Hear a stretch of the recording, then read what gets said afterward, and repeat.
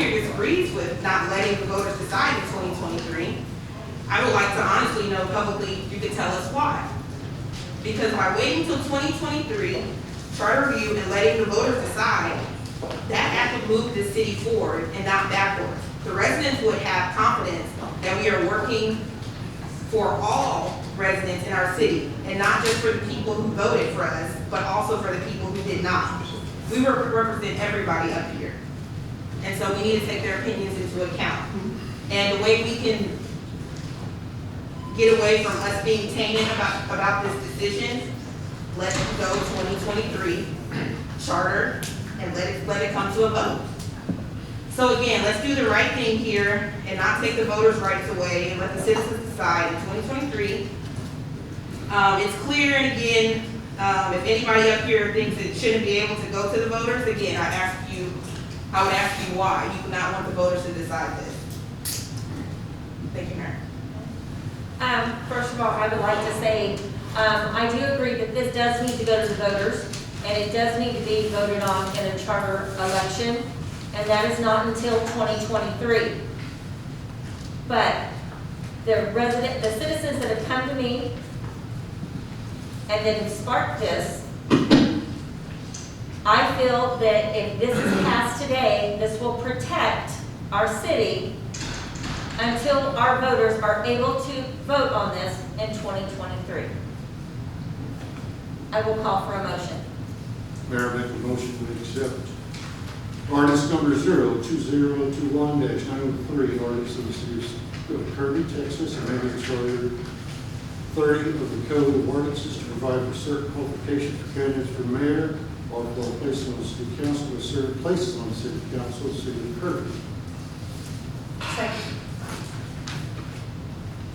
We have a motion on the table by Mayor Pro Tem Grant and seconded by Councilmember Apodaca to accept ordinance number O-2021-903, an ordinance of the City Council of the City of Kirby, Texas, amending Chapter 30 of the Code of Ordinance to provide for certain qualifications for candidates for mayor or the places on the City Council or to serve places on the City Council of the City of Kirby.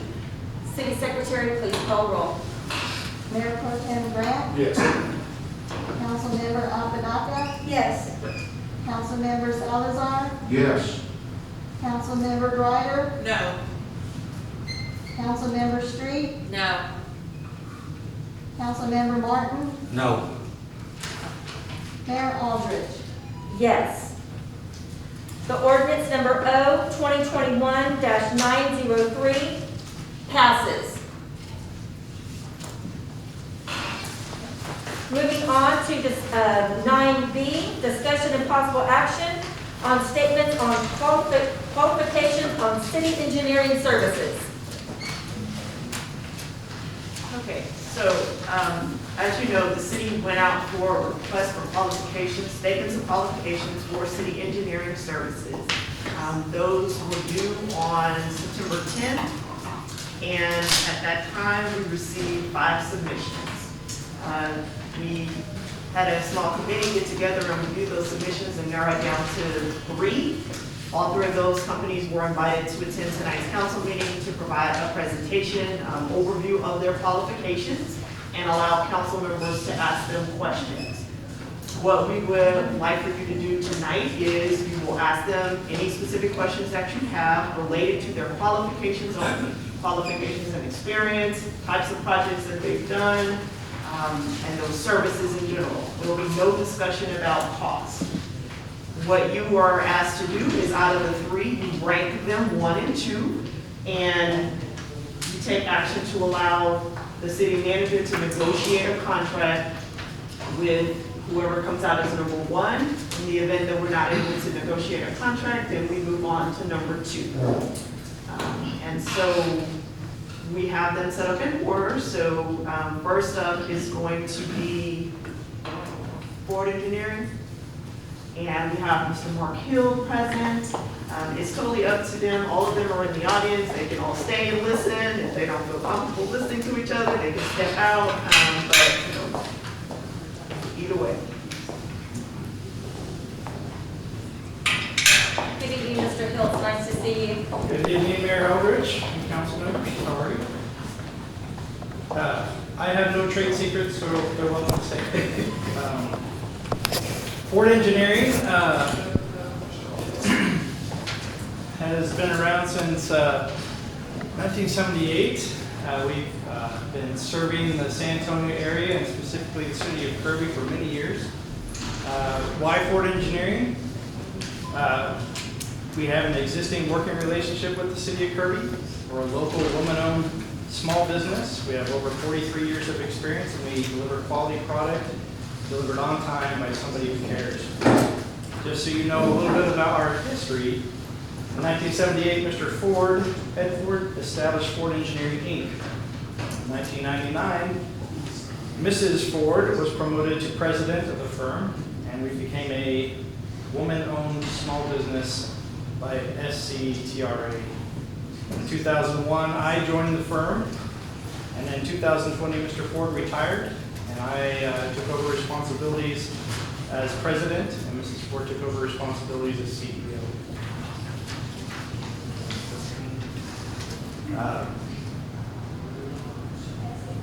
This is our team right now, with Mrs. Ford being our CEO. That's me, not my favorite picture. And that's our RPLS, our head of survey department, Robert Johnson, who joined us just a year and a half ago.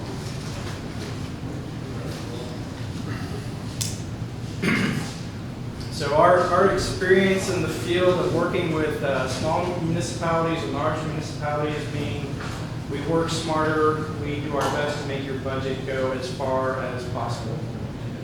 And this all starts at project conceptualization. We know the limits of the project, we identify potential costs, we reach out to trusted contractors and local pricing sources to help give an estimate of what the project will be. We do plan some contingency as we go through that. We know that there's demands on the money for the city, and we know that there are demands on the city to fix roads, water, sewer, and your infrastructure. And somewhere in the middle, these two things meet. When projects get started, after bidding and awarding them, we still have an opportunity to do some value engineering with our contractors as we look at what their specialties are and how they see they can help us meet the needs of the city and reduce costs if possible. It's not always there, but it's sometimes there. So we work with municipalities all the time. That's one of our main focuses of our business. We are budget friendly. Oh, can't say that. So we have an in-house survey department. We tailor solutions that work for you, and we provide quality work. Just to give you an example, 94% of our annual billing is from repeat customers. 78% of that is through municipal work, and about 20% of that is through commercial and private development. Our fields of expertise vary. We do road design, reconstruction, mill and overlay, reclamation design. We design replacement of existing water and sewer mains that can be by in-situ methods or by open cut methods, which is more typical depending upon where you are. We design waterworks, pump stations, elevated tanks, ground storage tanks, distribution and transmission mains. We have experience with lift station design and anything that's under the ground, 5 feet from the building, we can handle. We do private development. We're familiar with platting in the city of Kirby, as well as surrounding areas in the city of San Antonio, up through New Braunfels, down to Corpus Christi. And as I said before, we have a long history of working with the city of Kirby. It's been a pleasure. I've always enjoyed working with you, and if possible, I would love to work with you in the future. Any questions for me? Yes, sir, I do. How can you ensure us that we would never be in another situation like the Vince Engelman Road project? Absolutely. Number one, not hire that contractor.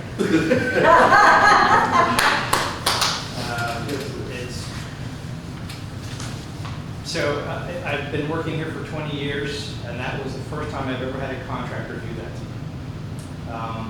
When we discussed that project with TxDOT, our initial discussions with them were, well, you get rid of them, you're gonna get them right back.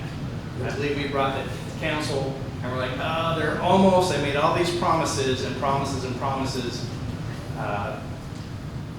It was a long, drawn-out project, well over schedule, but under budget.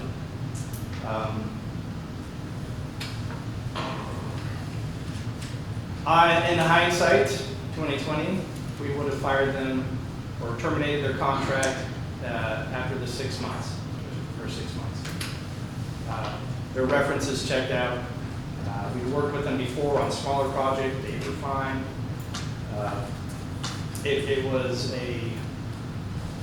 I can't 100% guarantee that.